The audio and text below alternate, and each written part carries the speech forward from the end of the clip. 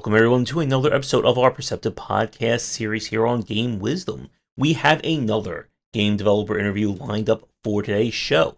My guest is the designer of the upcoming game Escape the Baby Alarm, a cozy puzzle game that is a very surrealistic take on raising a child. And they're on to talk about the game and more.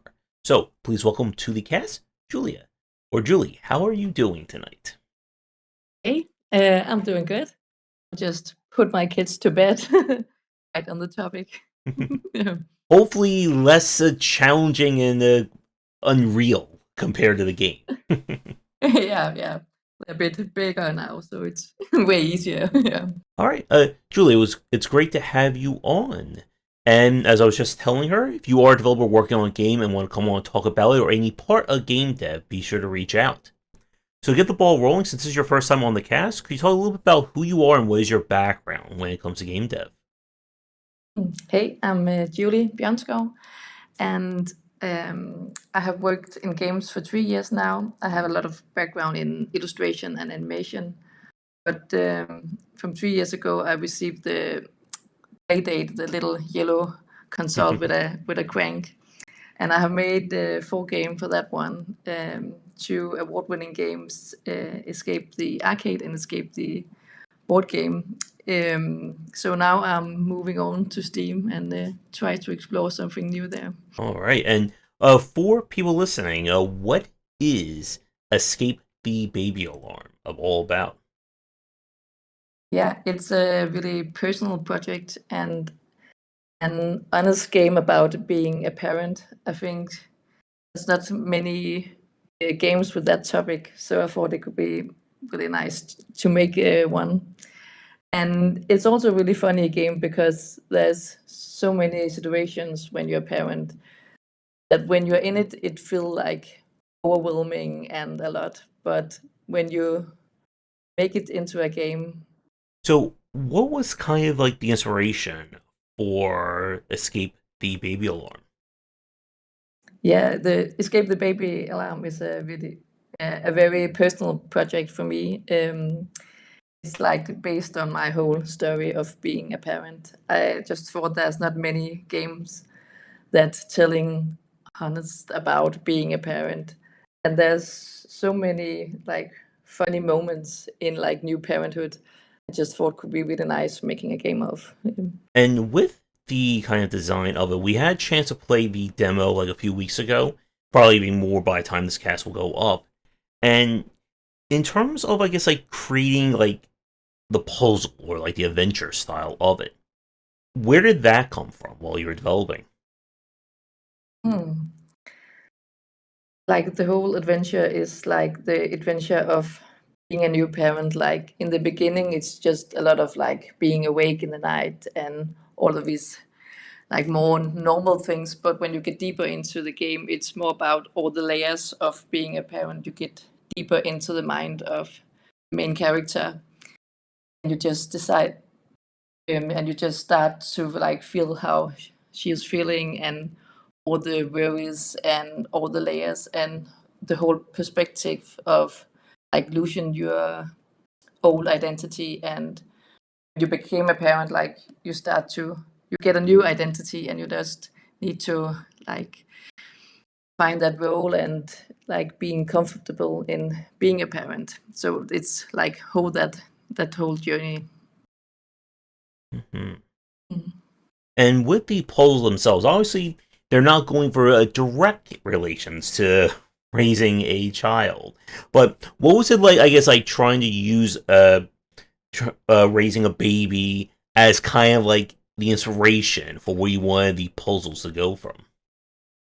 Yeah, there's one puzzle about I always like wanted to have like a conversation with that tired baby brain you get when you're a new parent, like the brain that like puts shoes into the fridge and like placing the butter in closets. So I think it could be nice to have puzzles that simulate that, just like all these things being placed weird places, and when you put like sunscreen on your toothpaste and in your toothbrush and stuff like that.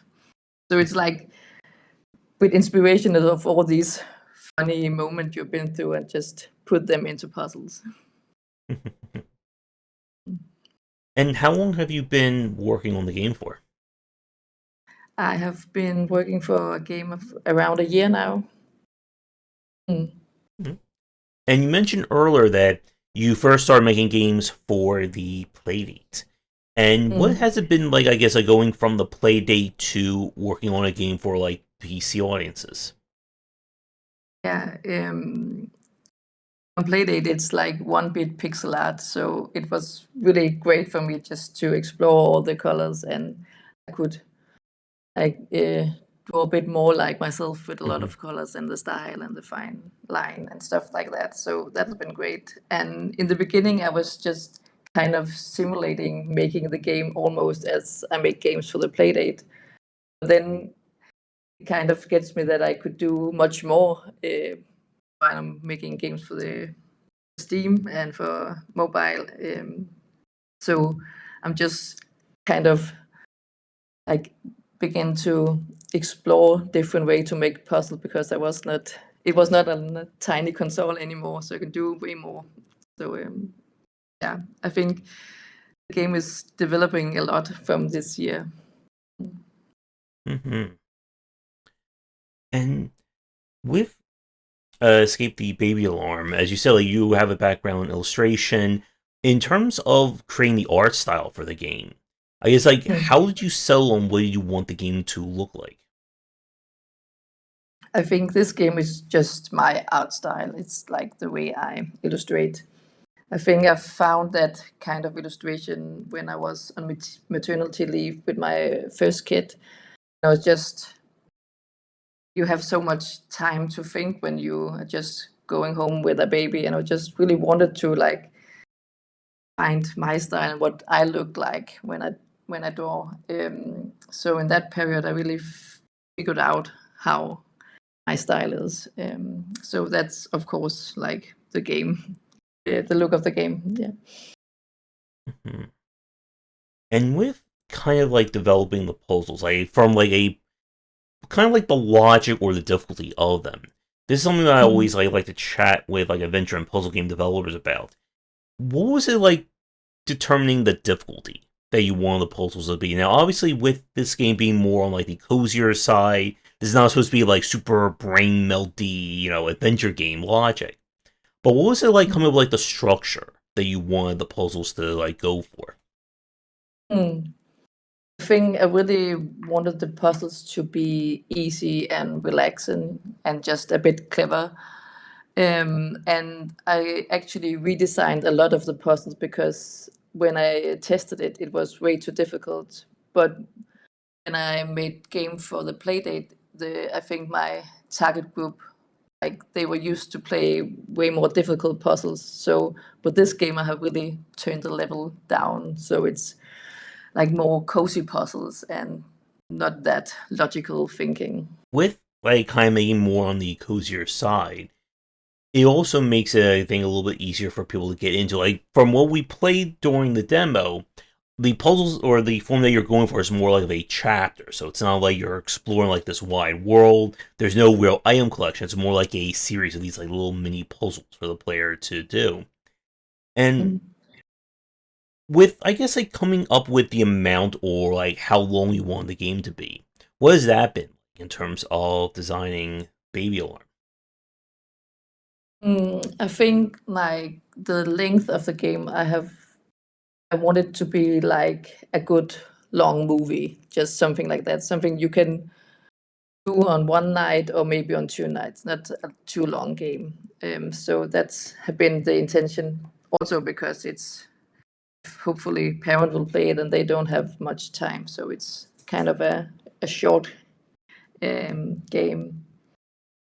Yeah, and I Mhm. also it's like the game I love to play myself, not that like shorter games. I think it's really nice. Mm. All right. And I guess like with like developing, you say like you've been working on this game for about a year at the time of us Mm. recording the cast. What has it been like? I guess as a developer working on this, like your first like larger title. You say you started working on Playday, you're now doing Escape the Baby Alarm this way.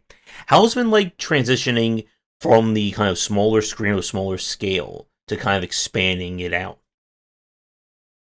Yeah, I think it's been wild. It was so easy to just publish a game on Playdate. You just upload the zip file, and it was this Discord group, and I could just put it in there. But now it's like an whole new open world where there's so many new things to learn, and there's so many games out there and so many to talk to. So it's really haven't I have used a lot of time of doing things that was not developing the game, but just like researching and marketing the game and talking to all kind of people and stuff like that.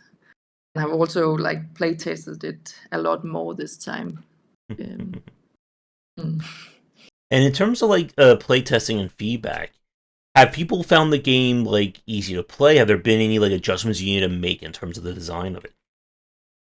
Yeah, I made a lot of adjustment, but it's really difficult when you play test because sometimes I go to these festival game events and like then there's a puzzle and a lot of people are struggling and like a lot of like adults that just can't do it, and then there's coming like two young childs and they're just solving it in like 1 month, just like is it too difficult? But 8 years old can do it, so maybe it's not. And it's really, yeah, people just find different things difficult and easy. So it's, yeah, I've really tried to adjust it. And one other thing I have done is to make it more intuitive and make like more hints in the game and just make like the puzzle. If you're not doing anything, they will just give you some hints. So it's not that difficult, and you don't just get stuck there. Yeah. And like as you're describing that, that's always like the nightmare when it comes to like puzzle design. That you'll create a puzzle and like someone who's never played a adventure game, they'll figure out like immediately, and then you'll like Mm. show it to people who've played, and they'll have like no idea what you're supposed to do. And it's always that kind of figuring out like what kind of like I guess like the logic that you want people to like understand or know about the game. One more time. It's like always that difficulty of trying to figure out what kind of puzzle logic you want your game to be around, because you never know. One person will find it incredibly easy, someone else will have like no idea what you're trying to like challenge them with. Yeah, I think my puzzle is very visual, so we have to look for all the details. And I think for some people it's just really easy, and for people that don't figure this out, I have made like a whole kind of hint system that can give you hints so you're guided.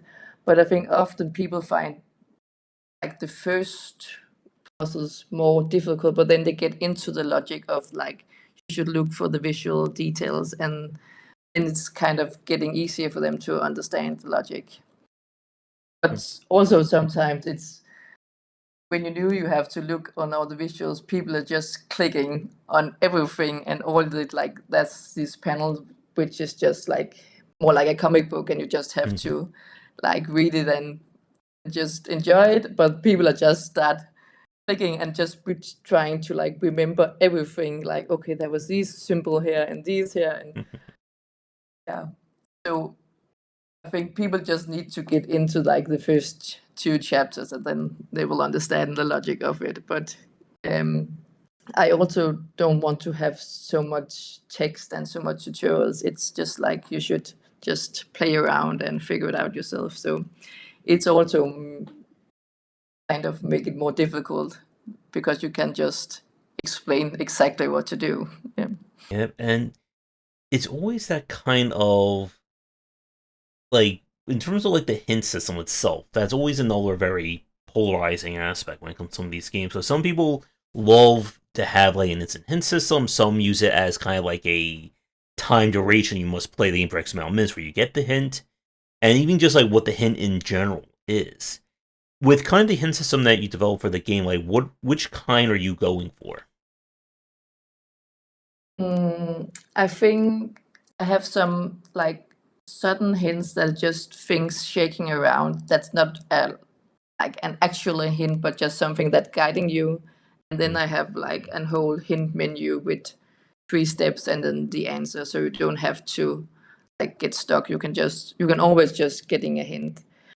And I have tried to make the hints a bit funny, so it's not that you won't like get disappointed or like think you are stupid if you take some hints, but they are actually like kind of funny just to explore. So I hope if you're taking a hint, you'll be like, okay, that's what's cool. It was okay to like use the hints.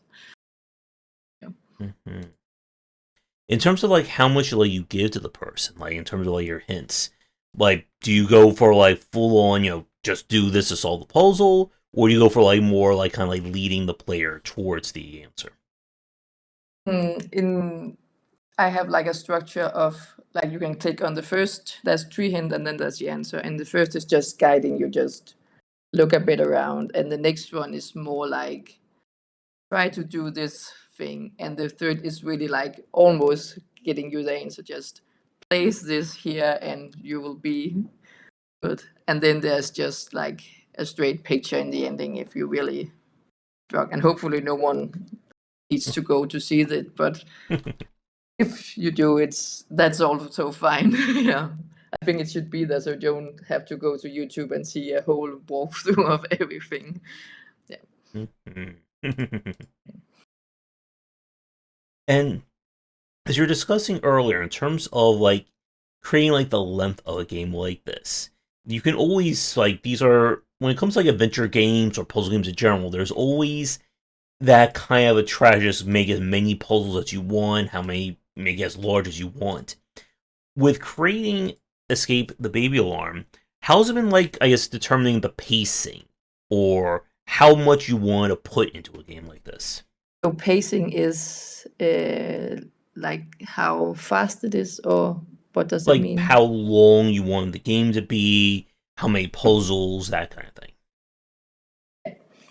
Um, so I actually started with like writing the whole story, like all I have on heart and like the whole journey, and then I divided into 17 chapters. I don't know why it was 17, but it ended up with 17. And then I think the beginning I just wanted one puzzle for every chapter, but then like because it's some of the puzzle is kind of mini games, I think it was actually nice to have like 3 of them. It's like a good number. Just the first one is you getting it, and then a bit more difficult, and then the last one is just doing something else to make you confused. So yeah, so I actually ended up having like a lot of puzzle and way more puzzles than I thought I would have. But I think for me it's more important that the puzzles like fits into the story, and they give you that emotion I want you to feel. So when as a chapter of being really angry, the puzzle will make you be really angry, and so yeah. So I really that feeling I wanted. So it, it's not that important how many puzzles there are and if they reach some kind of level in difficulty or something like that. It's more important for me that it fits the story and all of the emotions. Hmm. And from that point of view, when I talk to a lot of like adventure and puzzle game developers, in terms of as you're talking about like creating the puzzles themselves, some developers go for puzzles that kind of like fit the world or fit like the theme of the game. Some will kind of like build puzzles out of kind of what we see from other games, like everyone's favorite, like the Sokoban box moving puzzles, that kind of thing.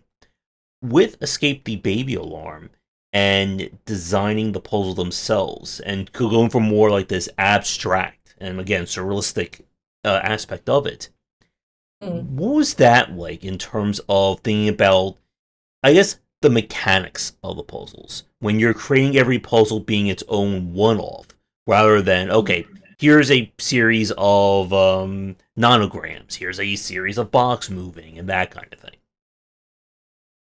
Yeah, so I think there's also these kind of puzzles put into it. I use a lot of like giving like visual clues, and then you have to figure it out like a different code, and it can really be done in tons of different ways. So I just created the illustrations and the animation of things fits, and then in the end I will just figure out okay how to make this into a puzzle. And some of them are really intuitive and some of them are more difficult, but I think it's really important for me that it fits like the illustrations I wanted to create. But there's like I think there's four kinds of puzzles in some way. There is like some sorting puzzle where you just need to figure out how to sort and what's the logic there. And there is more like kind of Sudoku kind of a game in it. And then there's some like hidden object where you just need to uh, find find things in the game. Yeah, and then there's just these with the visual clue where you just have to like look at the surroundings and figure in some kind of code out, like more escape room kind of puzzles. Yeah. Okay. And I'm trying to think if there's any other like major points I wanted to talk about. I guess from your own point of view, anything regarding the design, the art, or the story of Escape the Baby Alarm that you would like to bring up for people listening? Yeah, I think this game, if you like a good story and you like some cozy puzzle, I think it's a perfect match. It's you don't have to be a parent. A lot of I've play tested it a lot and in a lot of different target groups, and I think often like grandparents enjoy it as well, and like uh, young adults, it's really like it. And another thing is that it's also a really great game to play as a family. I have seen a lot of people like play the whole family together, just sitting there. And the kids are just they love like the puzzles and all the funny characters in the game. And they don't really understand the story behind it. They're just like, okay, this is a cool adventure. And then the parent can be like, oh yeah, I get this. That was how it used to be, or something like that. And sometimes there comes a lot of good stories in this, like the kind of connecting when they're playing, because like the parent can be proud of like their kids solving the puzzles. And I think some of the puzzles is easier for the parent because they know like the whole theme, and then the kids will be, oh, you solved that. And I think it's a good like conversation in this game if you play it together, both as a family, but also just if you are a couple or something. I think it's a nice couple game. You can just play it together. Yeah. And one other question I wanted to ask you in terms of like playtesting and kind of like tweaking or adjusting puzzles, are there any like interesting examples of having to adjust a puzzle? Again, you don't have to spoil anything here in terms of Mm. solution, but was there anything that you had to like change or adjust to make it like either easier for someone to understand, or there was like a certain like logic point that people weren't grasping with like the original version? I think I built the whole game around like the baby monitor, and I have like a puzzle with with the baby monitor in the beginning, where you just have to look at the surroundings and you have to figure out a number and which baby that is yours. And you need to see like there was some hair there and there was something the baby uh, has around its mouth, and you could see in the newspaper the dates and the temperature. But it was like it was way too like complicated as the first puzzle, and I thought it was just really easy.